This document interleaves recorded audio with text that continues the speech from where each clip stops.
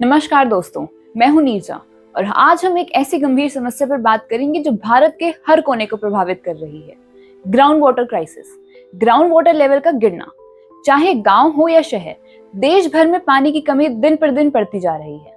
जो पानी हम जमीन के नीचे से खींचते हैं वह अब सूखता जा रहा है। सवाल ये है कि क्यों हो रहा है ऐसा और हम इस संकट से कैसे निकल सकते हैं। सबसे पहले ये समझना जरूरी है कि ग्राउंड वाटर क्या है और ये क्यों इतना महत्वपूर्ण है। ग्राउंड वाटर वो पानी है जो जमीन के नीचे मौजूद एक्वीफायर्स में स्टोर होता है। बारिश का पानी और नदियों से रिसने वाला पानी जमीन के अंदर चला जाता है और ये एक्वीफायर्स को रिचार्ज करता है। रूरल एरियाज में खेती और पीने के पानी का ज्यादातर हिस्सा इसी ग्राउंड वाटर से आता है। शहरों में भी जहां म्युनिसिपल सप्लाई कम पड़ती है, लोग बोरवेल्स और ट्यूबवेल्स का इस्तेमाल करके ग्राउंड वाटर निकालते हैं। लेकिन अब स्थिति ये है कि हम जितना पानी निकाल रहे हैं उसका रिचार्ज उतनी तेजी से नहीं हो रहा। यही कारण है कि ग्राउंड वाटर का स्तर लगातार गिरता जा रहा है। कुछ राज्यों में यह दर इतना तेजी से गिर रहा है कि भविष्य में पानी पीने के लिए संकट पैदा हो सकता है। आइए जानते हैं उन राज्यों के बारे में। पंजाब और हरियाणा भारत के ग्रीन रेवोल्यूशन के केंद्र रहे हैं, लेकिन यहाँ वाटर लेवल खतरनाक दर से नीचे गिर रहा है। यहाँ के किसान वाटर इंटेंसिव क्रॉप्स जैसे कि धान की खेती करते हैं, जिसके लिए बहुत ही अधिक मात्रा में पानी की जरूरत होती है। फ्लड इरिगेशन जैसी पुरानी तकनीकों के कारण पानी की अत्यधिक बर्बादी होती है। नतीजा, यहाँ पर कई इलाकों में वाटर लेवल हर साल 1 से 2 मीटर नीचे जा रहा है।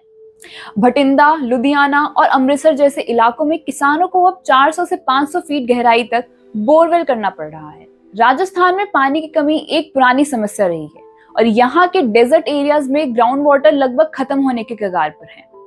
जयपुर, जो राजस्थान का एक तेजी से ग्रो करता हुआ शहर है, वहां अर्बनाइजेशन ने ग्राउंड वाटर की मांग को बढ़ा दी है। इसके साथ ही बारिश की कमी और लगातार पड़ने वाले ड्रॉट ने वाटर लेवल को और गिरा दिया है। गुजरात में भी यही स्थिति है। सौराष्ट्र और कच्छ जैसे एरियाज में वाटर लेवल तेजी से सूख रहा है, जिससे कृषि और पीने के पानी की कमी हो रही है।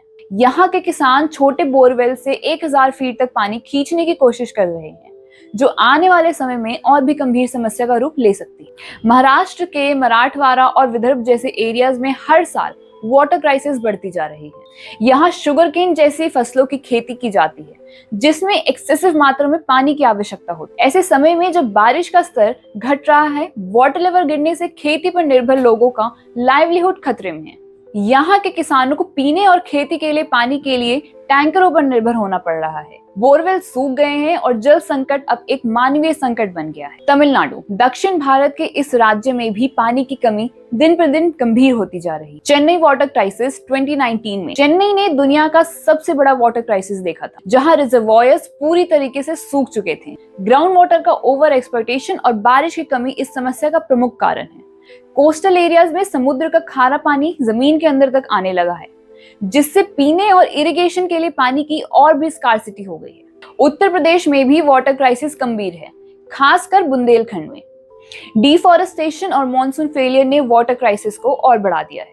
फार्मर्स ग्राउंड वाटर पर पूरी तरीके से निर्भर हो गए हैं, लेकिन लगातार गिरते लेवल के कारण पानी उपलब्ध नहीं हो पा रहा है। चाहे रूरल हो या फिर अर्बन, ग्राउंड वाटर डिप्लीशन दोनों जगहों पर एक गंभीर समस्या है, लेकिन इसके प्रभाव दोनों जगह पे अलग अलग हैं। आइए जानते हैं रूरल एरियाज में इसके क्या प्रभाव। रूरल इंडिया की अधिकतर एग्रीकल्चरल प्रैक्टिसेस ग्राउंड वाटर पर निर्भर हैं। जैसे जैसे वेल्स और बोरवेल्स सूख रहे हैं, किसानों को खेती के लिए पानी मिलना मुश्किल हो गया है। फसलों का नुकसान बढ़ रहा है, इससे किसानों को कर्ज लेना पड़ता है, जो अंततः सुसाइड्स का एक बड़ा कारण बन रहा है। महाराष्ट्र और उत्तर प्रदेश के किसान इन समस्याओं का सामना कर रहे हैं। अब जानते हैं अर्बन एरियाज में इसके क्या इम्पैक्ट हैं।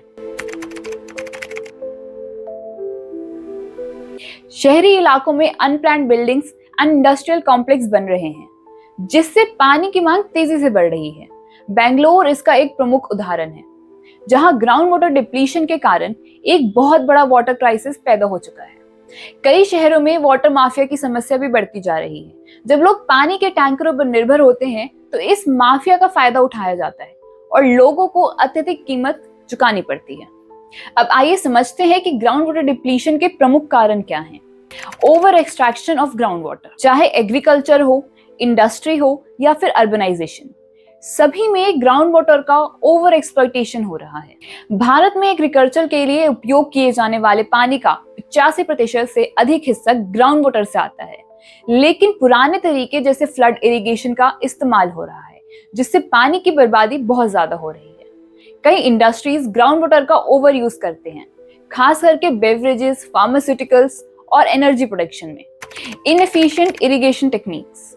भारत में कई किसान अभी भी फ्लड इरिगेशन जैसे पुरानी टेक्निक्स का इस्तेमाल कर रहे हैं, जिसमें फसल को पानी की जरूरत से कहीं ज्यादा मात्रा में सिंचित किया जाता है। मॉडर्न टेक्निक जैसे कि ड्रिप इरिगेशन को अपनाने में देरी हो रही है, जिससे पानी की खपत कम की जा सकती है। दिल्ली, मुंबई और बैंगलोर जैसे शहरों में तेजी से हो रहा कंस्ट्रक्शन ग्राउंड वाटर की सप्लाई पर दबाव डाल रहा है। इस दौरान रिचार्ज के लिए कोई प्लानिंग नहीं की जाती है और इसके चलते जल स्तर तेजी से गिरता है। इरेटिक मॉनसून की वजह से ग्राउंड वाटर रिचार्ज की दर कम हो गई है। सूखे के समय किसान और अर्बन एरियाज में लोग ग्राउंड वाटर का यूज करते हैं, जिससे वाटर बोरवेल्स गिर जाता है, जिससे वाटर लेवल गिर जाता है।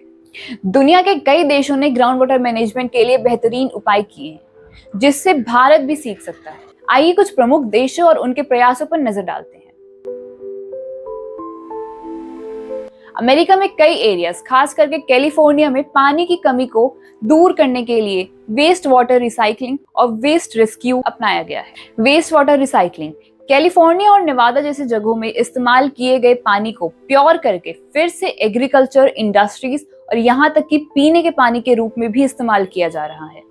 Desalination plants. कुछ अमेरिकी एरियाज में समुद्र के पानी को डीसैलिनेशन प्लांट्स के जरिए पीने योग्य बनाया जा रहा है। भारत में भी वेस्ट वाटर रिसाइकलिंग और डीसैलिनेशन प्लांट्स की मदद से पानी की कमी को दूर किया जा सकता है।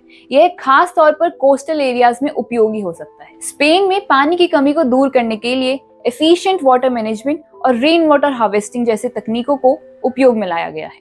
स्पेन ने कई सिटीज और विलेजेस में रेन वाटर हार्वेस्टिंग सिस्टम बनाए हैं, जहां बारिश के पानी को इकट्ठा करके उसका उपयोग सिंचाई और अन्य कार्यों में किया जाता है। साउथ अफ्रीका के केप टाउन ने 2018 में एक बड़े वाटर क्राइसिस का सामना किया था, जिसे डे 0 कहा गया। वहां पानी की कमी इतनी हो गई कि सरकारी अधिकारियों ने एक स्पेशल प्लान तैयार किया। सरकार ने बड़े पैमाने पर पब्लिक अवेयरनेस कैंपेन चलाए, जिसमें लोगों को पानी बचाने के लिए प्रेरित किया गया। पानी के उपयोग पर सख्त पाबंदियां लगाई गई और लोगों को प्रतिदिन सीमित मात्रा में पानी उपलब्ध कराया गया। अब सवाल ये है कि हम भारत में जल संकट से कैसे निपट सकते हैं। यहाँ कुछ जरूरी कदम हैं जो हमें तुरंत उठाने चाहिए। रेन वाटर हार्वेस्टिंग का अनिवार्य करना। रूरल और अर्बन इलाकों में रेन वाटर हार्वेस्टिंग को अनिवार्य किया जाना चाहिए। गाँव में तालाबों, झीलों और पारंपरिक जल स्रोतों का पुनर्निर्माण किया जाना चाहिए, ताकि बारिश का पानी जमीन के अंदर वापस जा सके और ग्राउंड वाटर रिचार्ज हो सके। अर्बन एरियाज में हर नई बिल्डिंग्स, कॉम्प्लेक्स और सोसाइटीज में रेन वाटर हार्वेस्टिंग सिस्टम को अनिवार्य रूप से लगवाना जाना चाहिए। इससे शहरों में भी जल स्तर बढ़ाया जा सकता है। किसानों को ड्रिप इरिगेशन और स्प्रिंकलर इरिगेशन जैसी न्यू टेक्निक्स के लिए प्रोत्साहित किया जाना चाहिए, ताकि खेती में पानी का कुशल उपयोग हो सके। Subsidies for modern irrigation. सरकार को किसानों को मॉडर्न इरिगेशन टेक्निक्स को अपनाने के लिए सब्सिडीज और देनी चाहिए। Ground water recharge. बारिश के पानी को सीधे जमीन में भेजने के लिए आर्टिफिशियल रिचार्ज सिस्टम्स का इस्तेमाल किया जाना चाहिए। यह सिस्टम सिटीज और विलेजेस दोनों में उपयोगी हो सकते हैं। Reviving traditional water bodies. Rajasthan और गुजरात जैसे कुछ इलाकों में पुराने जल स्रोतों को फिर से रिवाइव करने से ग्राउंड वाटर रिचार्ज हो सकता है। अब समय आ गया है कि हम सभी मिलकर इस जल संकट को दूर करें। याद रखें, बूंद बूंद से ही सागर बनता है। अगर हमने अभी भी कदम नहीं उठाए तो कल शायद हमारे पास पछताने के अलावा कुछ नहीं बचेगा। अगर ये वीडियो आपको पसंद आई हो तो हमारे चैनल को लाइक, शेयर, सब्सक्राइब करना ना भूलें।